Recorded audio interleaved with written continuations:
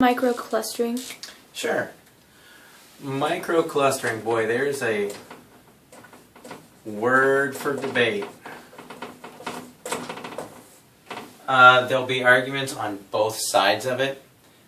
When they talk about microclustering for water and breaking it down into smaller molecular sizes, it's more of a misnomer that explains a concept.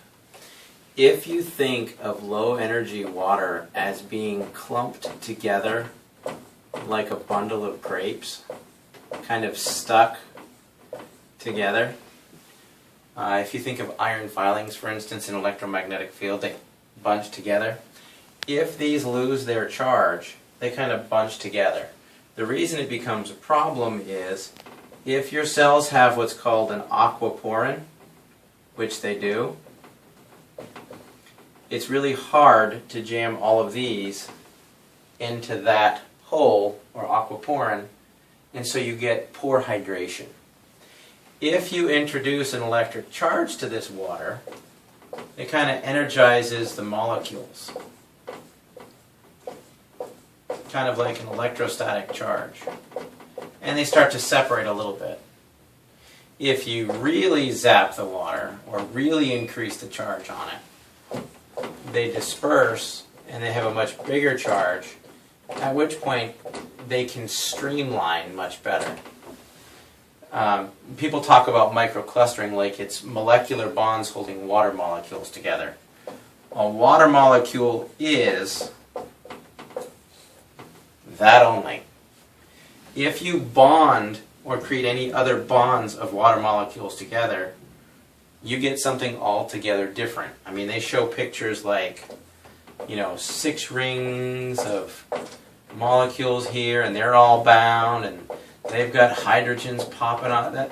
That's a whole different chemical compound. That's not water. Microclustering actually pertains more to what we would call the electrostatic charge on the water. The simplest example that makes sense is if you've ever seen a kid on a trampoline or playing with something, and there they are, they're all happy, but their hair is just all standing up on end, and each piece is spread out, separated away from the others. It's still chemically hair. We haven't changed the molecular structure of the hair. We haven't altered the human body anyway. There's simply an electrostatic charge that makes all the hair stand up. So that would be a lot of charge. And then if you had the same kid that had just started to jump and you only had a couple pieces sticking up, that's a light charge. And so it's more of an electrostatic charge on the membranes of the water, on the molecules, and the amount of energy that it has, that it allows it to separate out. This is simply too much of a clump or a cluster. If you were to think of those as a cluster of grapes, from a hydration standpoint, if that's a cluster of grapes and you're going to put them in a bottle, it doesn't take a rocket scientist to say, well, I'm going to take one grape off and dump it in and take another one and another one. That's kind of what it does. It's not exact science, but the concept of microclustering revolves around that issue.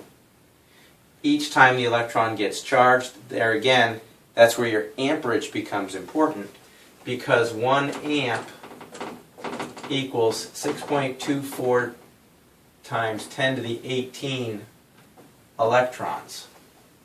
So the more amperage you have, the more energy or the more electrons you're dumping into the system. And when these things break apart, you actually get hydrogen and a hydroxyl. When you break 2 of them apart, you get 2 hydroxyls with a free electron. These become the dissolved hydrogen in water, and your body actually uses hydrogen gas as an energy source to fuel many of its cellular functions. If you look up